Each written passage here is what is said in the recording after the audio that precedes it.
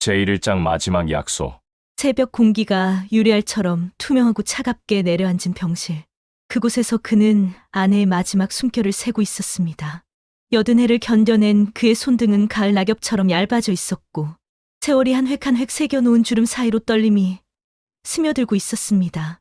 50년을 함께 걸어온 아내의 눈동자가 점점 깊은 호수 속으로 가라앉아 가는 것을 보며 그는 그녀의 손을 더욱 꼭 쥐었습니다. 여보, 목소리는 나오지 않았지만 마음속 깊은 곳에서 울려 퍼지는 그 한마디가 병실의 정적을 가득 채웠습니다. 간호사의 부드러운 발걸음, 소리와 심전도, 기계의 미세한 파형이 점점 잦아들어가는 사이 그는 평생 가슴 한구석에 고이 접어둔 약속 하나를 떠올렸습니다. 10대는 25살이었을까요? 주머니가 바람처럼 가벼웠던 신혼 시절. 허니문이라는 달콤한 말 대신 새벽 4시 시장 아르바이트로 첫날 밤을 맞아야 했던 그 시절 말입니다. 언젠가는 꼭 함께 가자. 바다도 보고 꽃구경도 하고. 어린 신부가 수줍게 건넨 그 말이 오래된 라디오의 잔향처럼 귓가에 맴돌았습니다.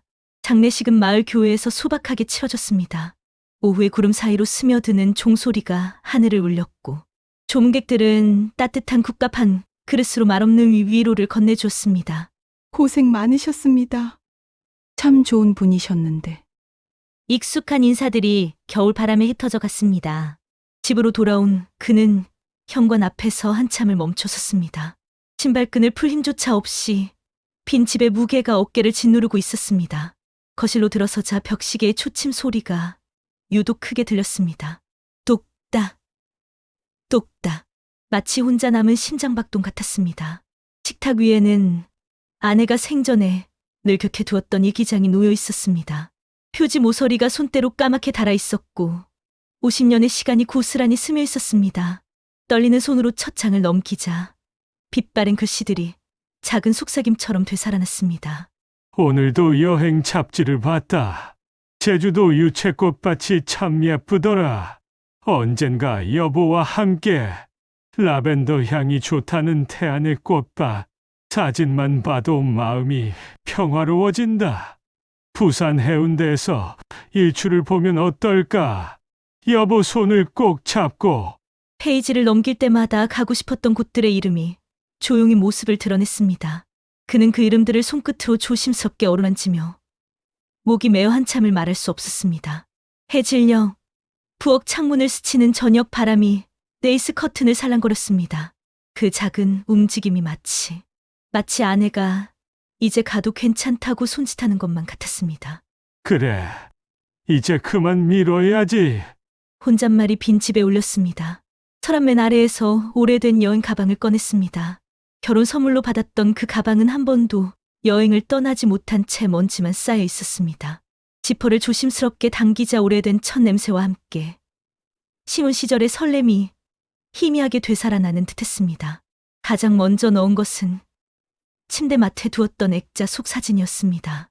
25살 신부의 환한 미소가 담긴 그 사진을 부드러운 보자기로 정성스럽게 감쌌습니다. 그 다음은 일기장. 아내의 꿈들이 고스란히 담긴 소중한 지도였습니다. 나머지 짐은 단추했습니다. 얇은 셔츠 한 벌, 따뜻한 조끼, 그리고 늘 가지고 다니던 작은 약봉지와 손수건. 밤이 깊어갔습니다. 거실 스탠드를 끄자 어둠 속에서만 들리는 소리들이 집 안을 가득 채웠습니다. 어디선가 들려오는 시계 소리, 냉장고의 작은 진동, 그리고 조용히 흘러내리는 눈물 소리. 하지만 그 눈물은 절망이 아니었습니다. 반세기를 함께한 사람과의 약속을 지키러 떠나는 늦었지만 용기 있는 출발을 알리는 눈물이었습니다. 버스 시간표를 다시 한번 확인했습니다. 내일 새벽 6시 30분. 첫 차였습니다. 교통카드와 동전 몇 개를 주머니에 넣고 문 옆에 기대어 있던 지팡이를 손에 쥐었습니다. 오랜 세월 그와 함께온 지팡이의 손잡이가 기묘하게 따뜻했습니다.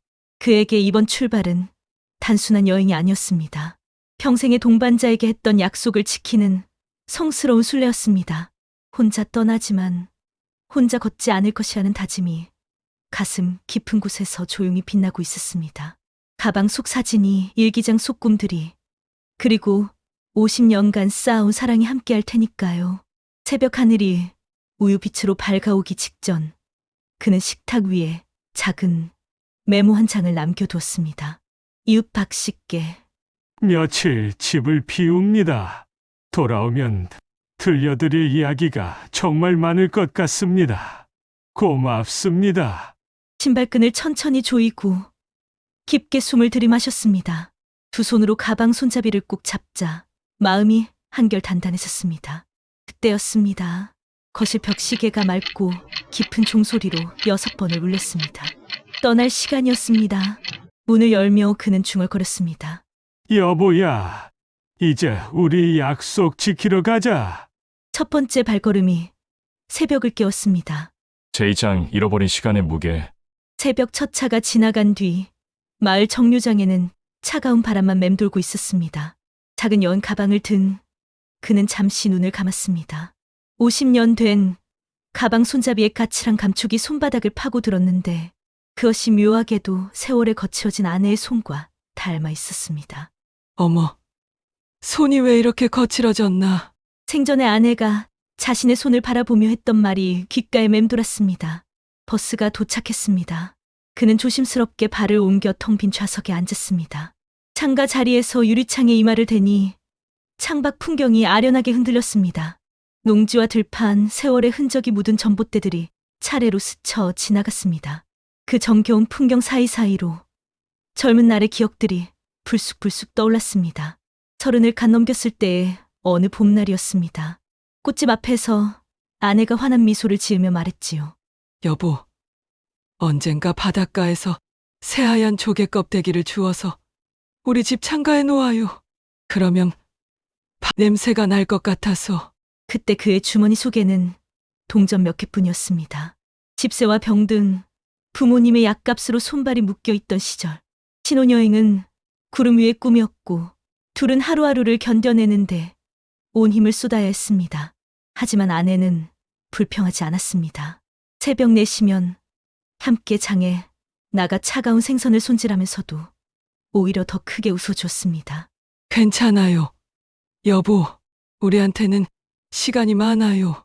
그런 아내에게 그는 늘 미안했습니다. 그 미안함이 40년을 지나오는 동안 가슴 한구석에 응어리처럼 남아있었습니다. 버스는 점점 도시를 벗어나고 있었습니다. 창밖으로 푸른 산등성이가 펼쳐지자 그는 조심스럽게 품에서 일기장을 꺼냈습니다. 바랜 종이에서 피어오르는 오래된 냄새가 코끝을 간지렸습니다. 삐뚤빼뚤한 아내의 글씨가 눈에 들어왔습니다. 언젠가 함께 떠날 그날을 기다리며 내가 좋아하는 바다, 당신이 좋아하는 산, 둘 다 꼭 가보고 싶다. 글씨 사이사이에는 작은 낙서 같은 하트와 꽃잎들이 그려져 있었습니다. 마치 어린 소녀가 그린 것처럼 앙증맞고 사랑스러웠습니다. 그가 손끝으로 그 자국들을 조심스럽게 어루만지자 눈가가 뜨거워졌습니다. 목이 메어와 창밖으로 고개를 돌렸지만 눈물은 피할 수 없었습니다. 미안해요. 정말 미안해요. 작은 속삭임이 버스 안의 정적을 깨뜨렸습니다. 버스가 휴게소에서 잠시 멈췄습니다. 그는 다리를 펴고 싶어 밖으로 나와 자판기에서 커피 하나를 뽑았습니다. 뜨겁지도 차갑지도 않은 그 맛이 지금의 마음과 묘하게 닮아 있었습니다. 문득 옆 테이블에서 들려오는 목소리의 발걸음이 멈췄습니다. 여보, 이번에는 바다 갔다가 다음엔 산에도 가요. 좋아. 평생 기억에 남을 여행을 만들어보자. 시혼부부로 보이는 젊은 남녀가 여행 계획을 이야기하고 있었습니다. 그들의 환한 웃음소리가 공기를 가득 채웠습니다. 순간 그의 손이 떨렸습니다.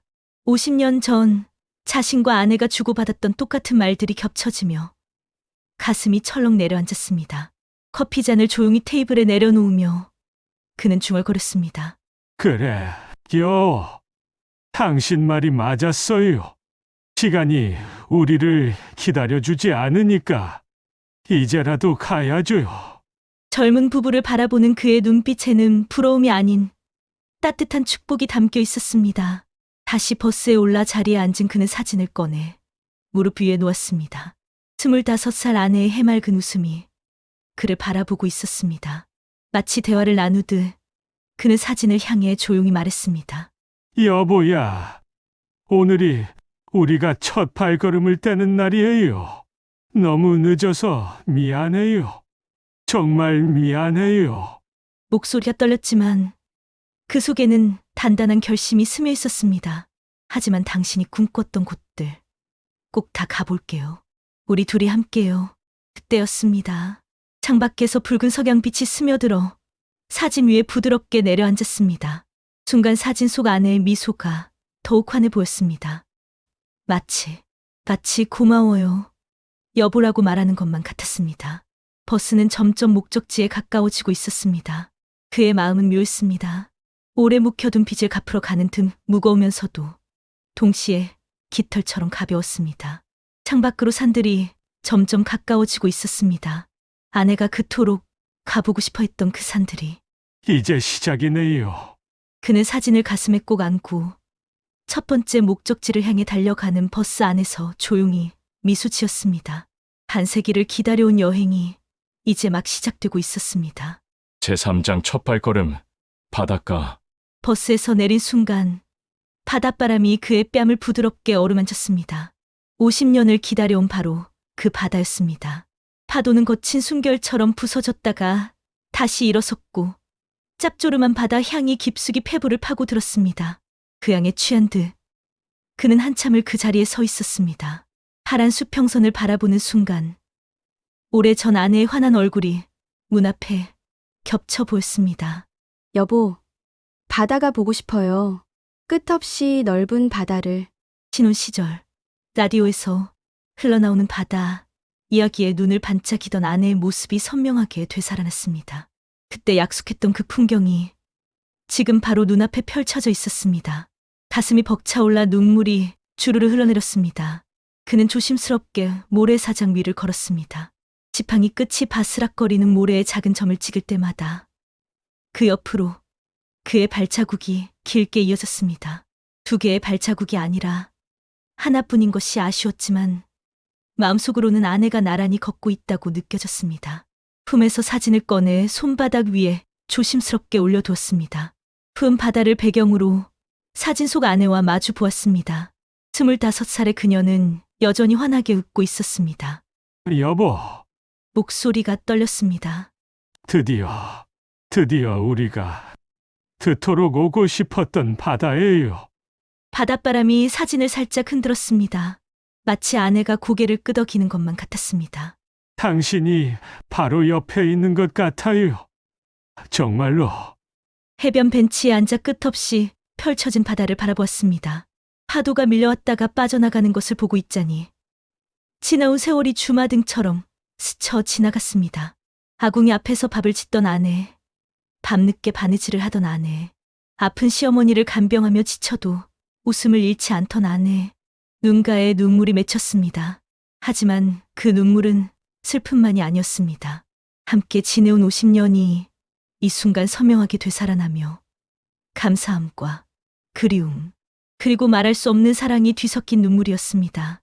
그는 눈시울을 훔치며 웃었습니다. 당신이 늘 말했잖아요. 언제까 바다는 우리에게 가장 큰 선물이 될 거라고요. 파도 소리가 대답하는 것 같았습니다. 모래사장을 천천히 걸으며 작은 조개 껍데기들을 발견했습니다. 하얗고 작은 조개 껍데기 하나를 주워 들자 갑자기 아내의 목소리가 귓가에 생생하게 울려 퍼졌습니다. 여보, 언젠가 바닷가에서 새하얀 조개 껍데기를 주워서 우리 집 창가에 놓아요. 그러면 매일 바다를 볼 수 있을 것 같아서. 그때는 무심코 들었던 말이 이제야 이렇게 절절하게 가슴에 와닿을 줄이야. 조개 껍데기를 손바닥에 올려두고 한참을 들여다보았습니다. 이제야 가져다 드릴 수 있네요. 조개 껍데기를 조심스럽게 주머니에 넣었습니다. 반세기를 기다린 약속의 증표였습니다. 해질 무렵이 되자 하늘과 바다가 온통 붉은 빛으로 물들었습니다. 노을이 수면에 길게 반사되어 황금빛 길을 만들어내고 있었습니다. 그는 모래사장에 털썩 주저앉아 사진을 무릎에 두고 조용히 그 장관을 바라보았습니다. 여보, 이것 봐요. 얼마나 아름다운지. 노을 속에서 아내의 모습이 어슴풀에 스쳐 지나가는 듯했습니다. 하얀 원피스를 입고 해변을 걸으며 환하게 웃던 25살의 그녀. 그 환상이 너무나 생생해서 손을 내밀면 닿을 것만 같았습니다. 여보야, 목이 메어 말이 잘 나오지 않았습니다. 당신이 없지만 함께 있는 것 같아요. 이제 시작이에요. 우리가 못다 한 신혼여행. 흐느끼듯 웃으며 속삭이자 바닷바람이 대답하듯 그를 감쌌습니다. 그의 마음속 깊은 곳에서 무겁게 눌러왔던 세월의 후회가 조금씩 바다로 흘러나가고 있었습니다.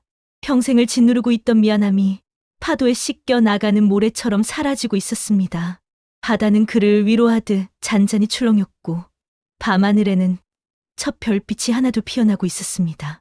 고마워요, 여보. 조개 껍데기를 꼭 쥐고 그는 별빛을 바라보며 중얼거렸습니다. 내일은 또 어디로 갈까요? 당신이 좋아하던 그 산으로 가볼까요? 바닷소리가 그래요라고 대답하는 것만 같았습니다. 첫 번째 약속을 지킨 밤, 그의 마음은 한결 가벼워져 있었습니다. 제 사장 잃어버린 봄.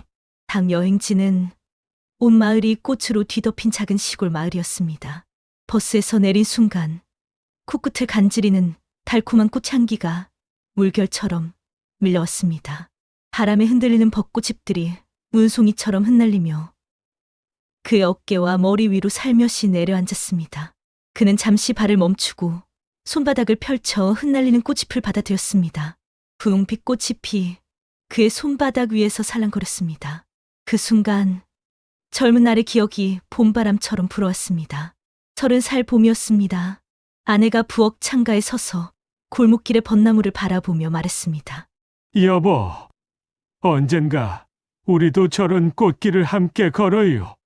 손을 꼭 잡고. 그때 아내의 눈빛에는 별처럼 반짝이는 꿈이 담겨 있었습니다. 하지만 그들에게 봄은 늘 잠깐 스쳐가는 계절에 불과했습니다. 새벽 4시부터 시작되는 장사, 아픈 시부모님 간병, 어린 자식들 뒷바라지. 아내는 종종 창가에 앉아 멀리 피어난 꽃들을 바라보며 조용히 미소 짓곤 했습니다.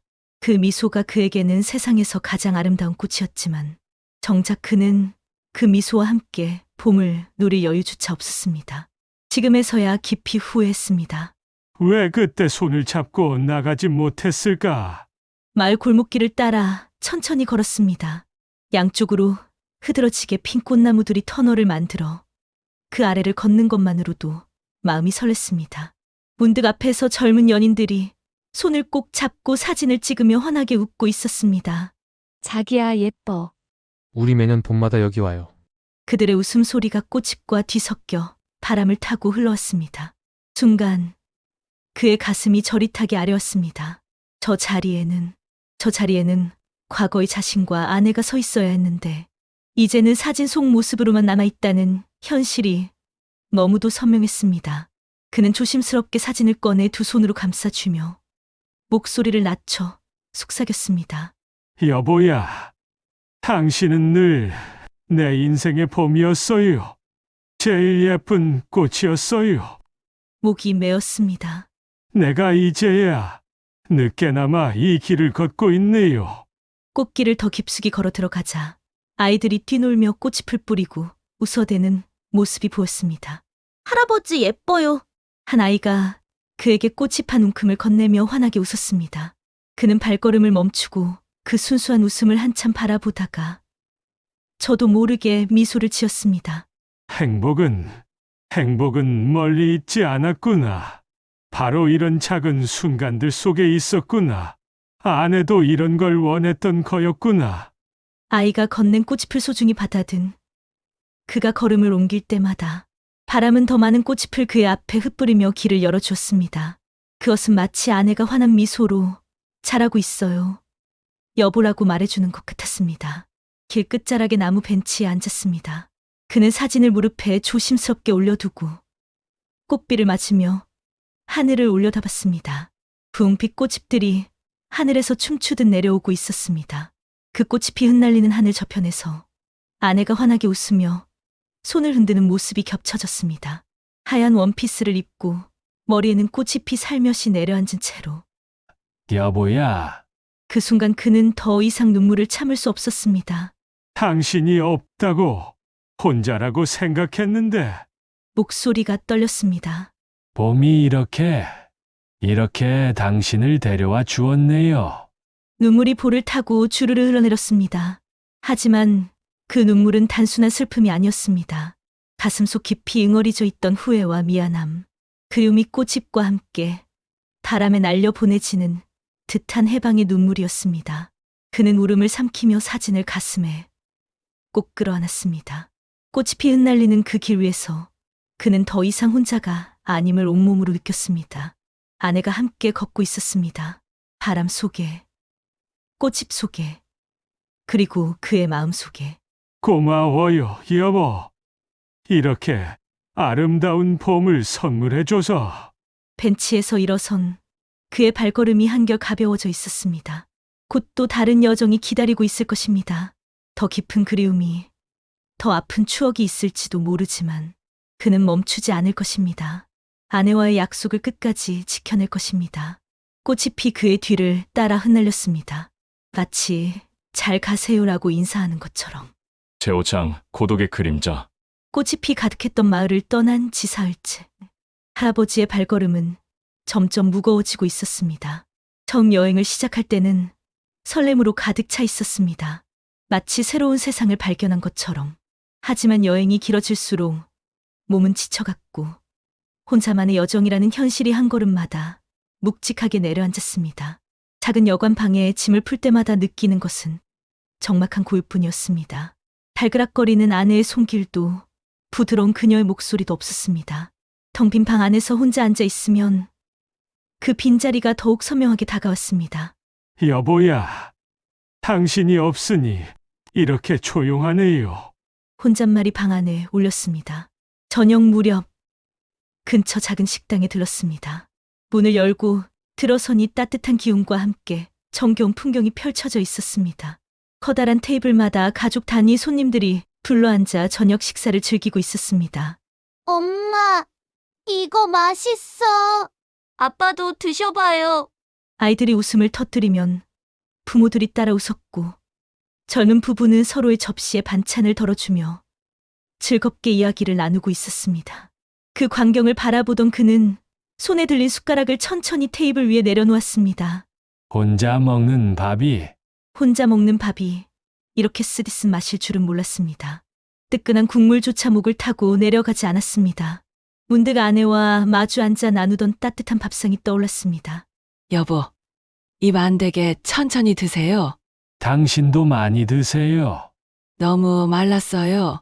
그런 소소한 대화들이 얼마나 소중했는지 이제야 뼈저리게 느껴졌습니다. 가슴이 꽉 막히는 듯했습니다. 그는 조용히 식당을 나왔습니다. 밤바람이 차갑게 얼굴을 스쳤고 하늘에는 둥근 보름달이 외롭게 걸려 있었습니다. 길모퉁이에서 담배를 피우며 도란도란 이야기하는 동네 어르신들이 보였습니다. 어이, 김서방, 오늘 손자가 전화했다지? 그럼 대학 합격했다고 그러더군. 그들의 웃음소리가 밤 공기에 퍼져나갔습니다.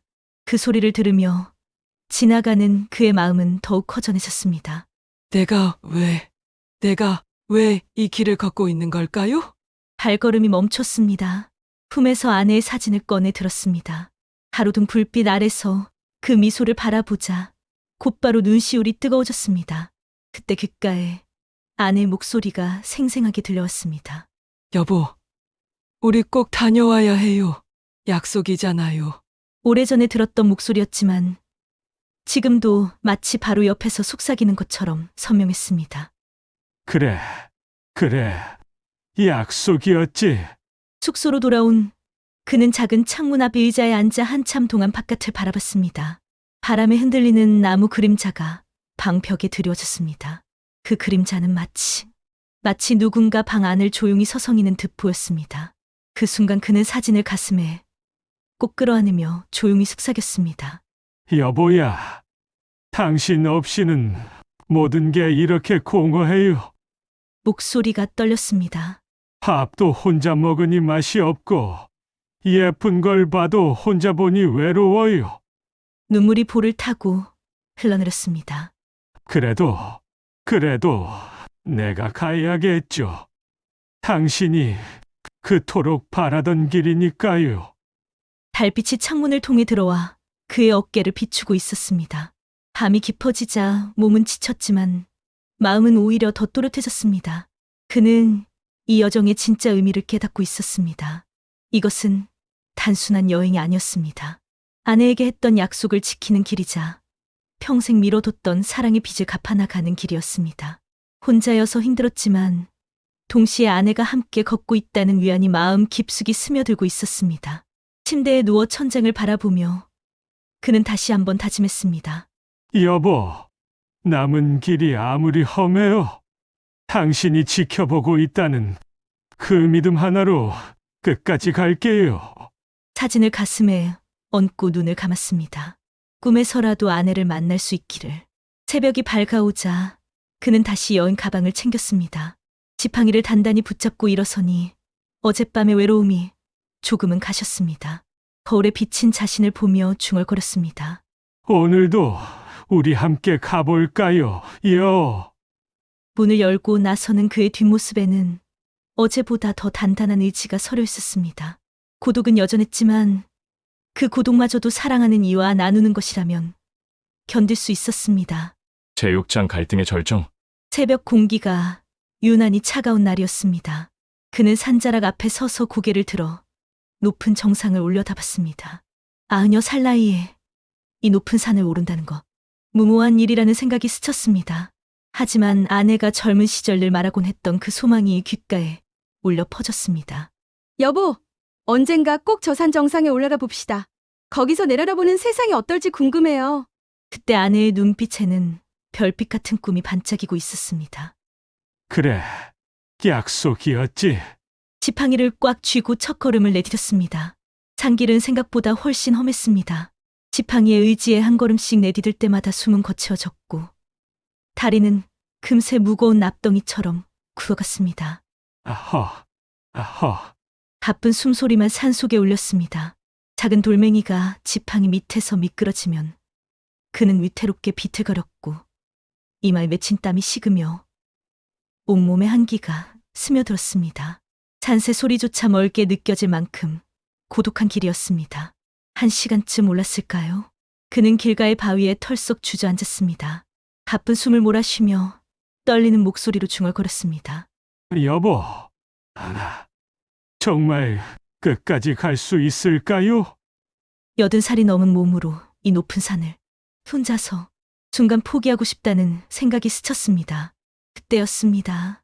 시원한 바람이 불어와 나무숲들이 서걱서걱 춤을 췄습니다. 그 바람 소리 속에서 아내의 부드러운 목소리가 들려오는 듯했습니다. 여보, 힘내요. 내가 옆에 있어요. 환청일까요? 아니면 정말 그는 눈을 감고 귀를 기울였습니다. 당신 혼자가 아니에요. 내가 함께 올라가고 있어요. 분명히 들렸습니다. 아내의 목소리가. 그는 눈을 뜨고 고개를 끄덕였습니다. 그래. 당신이 함께 있지. 다시 지팡이를 붙잡고 천천히 일어섰습니다. 다리는 후들거렸지만 마음은 한결 든든해져 있었습니다. 정상으로 향하는 마지막 오르막은 더욱 가파랐습니다. 한 걸음 오를 때마다 숨이 턱까지 차올라 몸이 앞으로 쏟아질 것만 같았습니다. 그럴 때마다 그는 사진을 꺼내어 가슴에 바짝 붙였습니다. 사진 속 아내의 환한 웃음이 흐릿한 눈앞에 아른거렸습니다. 여보, 목이 메었습니다. 당신 없이는 나는 아무것도 아닌데. 눈물이 흘러내렸습니다. 그래도 끝까지 당신과의 약속 끝까지 지켜볼게요. 2시간을 더 올랐을까요? 드디어 정상에 도착했습니다. 세상이 온통 붉은 아침 햇살로 물들고 있었습니다. 그는 두 손으로 무릎을 짚고 거칠게 숨을 몰아쉬었습니다. 온몸이 땀으로 흠뻑 젖어 있었지만 얼굴에는 환한 빛이 스며들어 있었습니다. 해냈어. 떨리는 손으로 사진을 꺼내어 바람 속에 높이 들어 올렸습니다. 아침 햇살이 사진 위에 부드럽게 내려앉으며 마치 아내가 환하게 미소 짓고 있는 듯 빛나고 있었습니다. 여보야, 우리가 해냈어요. 산 정상에서 외치는 그의 목소리가 메아리가 되어 골짜기에 울려 퍼졌습니다. 그는 무릎을 꿇고 바람에 얼굴을 맡긴 채 울음을 터뜨렸습니다. 그 울음은 단순한 슬픔이 아니었습니다. 지난 50년의 후회와 그리움, 사랑과 미안함, 그리고 약속을 끝내 지켜냈다는 벅찬 감격이 모두 뒤섞인 눈물이었습니다. 미안했어요. 정말 미안했어요. 바람이 그의 눈물을 닦아주듯 뺨을 부드럽게 스쳐갔습니다. 하늘 위에서는 새들의 맑은 울음소리가 축복처럼 퍼져나갔습니다. 잠시 후 그는 사진을 가슴에 꼭 안고 앉아서 깊은 숨을 들이켰습니다. 발 아래로 펼쳐진 세상이 한눈에 들어왔습니다. 푸른 들판과 구불구불한 강, 작은 마을들이 아름다운 그림처럼 펼쳐져 있었습니다. 여보야, 목소리가 떨렸지만 그 안에는 분명한 확신이 담겨 있었습니다. 내가 끝까지 올라왔어요. 이제 당신도 보이지요? 우리가 그토록 함께 보고 싶었던 이 세상을. 아내가 옆에 앉아 있는 것만 같았습니다. 예쁘죠? 정말 예쁘죠? 산 정상의 바람이 대답하듯 그를 감쌌습니다. 한참을 그렇게 앉아 있다가 그는 천천히 일어났습니다. 이제 마지막 여정이 남아 있었습니다. 가장 중요한, 가장 의미 있는 그곳으로. 여보, 이제 마지막 곳으로 가요. 우리의 첫 만남 그곳으로. 산을 내려가는 그의 발걸음은 올라올 때보다 훨씬 가벼워져 있었습니다. 제 7장 마지막 여행지. 산을 내려온 지 이틀 뒤 그는 마침내 두 사람이 평생 꿈꾸던 작은 섬에 도착했습니다. 작은 배에서 내리는 순간 짭조름한 바닷내음과 갈매기들의 맑은 울음소리가 그를 포근히 맞아주었습니다. 이곳이었습니다. 아내가 라디오에서 우연히 들었던 이야기에 반해 늘 꿈꾸던 바로 그 섬. 여보, 언젠가 저 작은 섬의 노을을 함께 보러 가요. 그때 우리 사진도 찍고 손도 잡고 평생 기억에 남을 그런 시간을 만들어요. 30살 아내가 눈을 반짝이며 했던 그 약속이 귓가에 생생하게 들려왔습니다. 긴 세월 동안 미뤄졌지만 결국 그는 지금 홀로 그 섬에 서 있었습니다. 섬의 작은 마을 골목길을 천천히 걸었습니다. 하얀 빨래가 바람에 펄럭이고 아이들이 좁은 골목을 뛰어다니며 해맑게 웃어댔습니다. 할아버지 안녕하세요? 한 아이가 그에게 손을 흔들며 인사했습니다. 그 순수한 웃음소리가 그의 귀에는 따뜻하면서도 왠지 애틋하게 들렸습니다. 문득 자신과 아내가 함께 이 길을 걸었다면 어땠을까 상상했습니다. 두 사람이 손을 꼭 잡고 천천히 걸으며 예쁜 꽃 앞에서 사진도 찍고 바닷가에서 조개 껍데기를 주워 웃으며 주머니에 넣는 모습. 그 상상이 너무나 선명해서 한순간 정말로 아내가 옆에 걷고 있는 듯한 착각이 들었습니다. 여보야, 여기 참 예쁘죠? 혼잣말이 바람에 흩어졌습니다. 드디어 해변에 도착했습니다. 부드러운 모래사장에 천천히 앉으니 붉게 물들어가는 석영이 바다 위에 황금빛 길을 그어놓고 있었습니다. 바람이 그의 흰 머리카락을 부드럽게 스쳤습니다. 그는 여행 내내 품에 소중히 지니고 다닌 아내의 사진을 꺼내 모래 위에 조심스럽게 세웠습니다. 사진 속 아내는 여전히 환하게 웃고 있었습니다. 그 웃음이 지금도 살아 숨쉬는 것만 같았습니다. 여보, 목소리가 떨렸습니다. 여기에요. 당신이 그렇게 보고 싶어 하던 그 노을.